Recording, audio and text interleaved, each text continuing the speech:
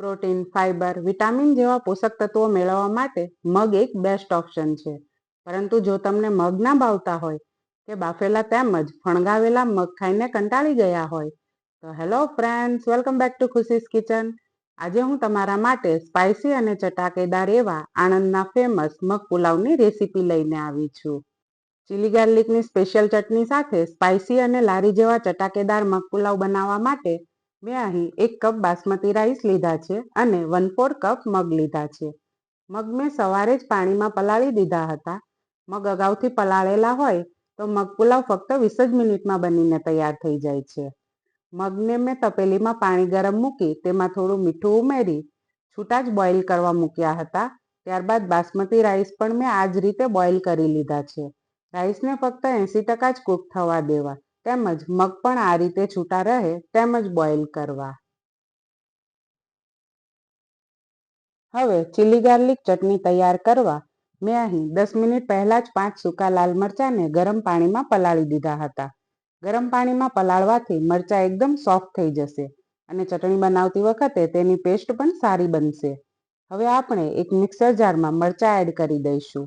આપણે અહીં મરચાં પલાળેલ પાણીનો ઉપયોગ નહીં કરીએ કારણ કે તેમાં મરચાંની તીખાશ ફરી ગઈ હશે, તેથી પાણીનો સ્વાદ પણ તીખો થઈ ગયો હશે. ત્યારબાદ 10 થી 12 જેટલી લસણની કળી એડ કરી દઈશું. ત્યારબાદ તેમાં સ્વાદ અનુસાર સંચળ પાવડર તેમજ થોડું પાણી એડ કરી લાલ ચટાકેદાર ચટણી તૈયાર કરી લઈશું. મગ પુલાવમાં આ ચટણી એડ કરવાથી એકદમ લારી જેવો ટેસ્ટ આવશે. હવે આપણે મગ પુલાવ તૈયાર કરવા માટે બધી સામગ્રી અહીં તૈયાર કરી લીધી છે. ત્યારબાદ આપણે એક પેનમાં 4 ટેબલ સ્પૂન જેટલું તેલ ગરમ કરવા મૂકીશું. તમે અહીં તેલ સાથે બટરનો પણ ઉપયોગ કરી શકો છો. તેલ ગરમ થઈ જાય એટલે તેમાં 1 ટીસ્પૂન જેટલું જીરું એડ કરી બરાબર રીતે સાતળી લઈશું. ત્યારબાદ તેમાં હિંગ એડ કરી એક ઝીણા કટ કરેલા મરચાં તેમજ ખમણેલા આદુના ટુકડાને પણ સાતળી લઈશું. આદુ અને મરચાં સતળાઈ જાય એટલે તેમાં એક મોટી સાઈઝની ઝીણી કટ કરેલી ડુંગળી એડ કરી લઈશું. ડુંગળી સેટ ટ્રાન્સપરન્ટ થાય ત્યાં સુધી તેને સાતળી લઈશું. લગભગ 2 મિનિટ જેવું થઈ ગયું છે. ડુંગળી સારી રીતે સતળાઈ ગઈ છે. આપણે તેને ગોલ્ડન બ્રાઉન નથી કરવાની.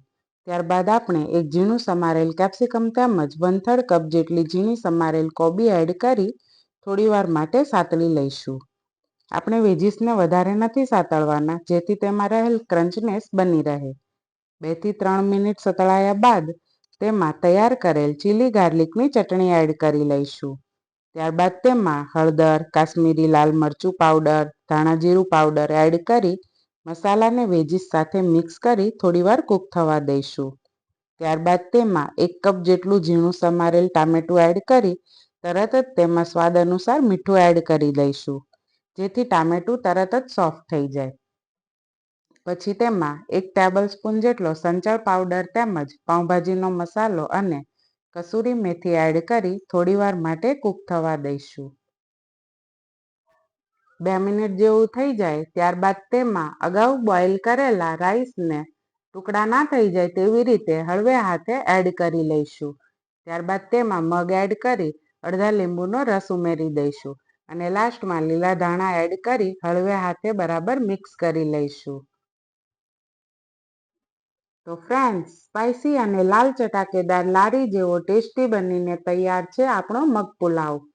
બપોરની હળવી ભૂખ હોય કે પછી સાંજના હળવા ભોજન માટે મગ પુલાવ બેસ્ટ ઓપ્શન છે.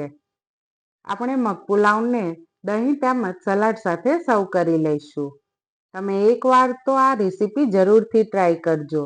તેમજ જો તમને મારી ચેનલને હજુ સબસ્ક્રાઇબ નથી કરી તો પહેલાં ચેનલને સબસ્ક્રાઇબ કરી બેલ આઇકન દબાવવાનું ભૂલશો નહીં જેથી મારા વિડીયોઝની નોટિફિકેશન સૌથી પહેલાં તમને મળે.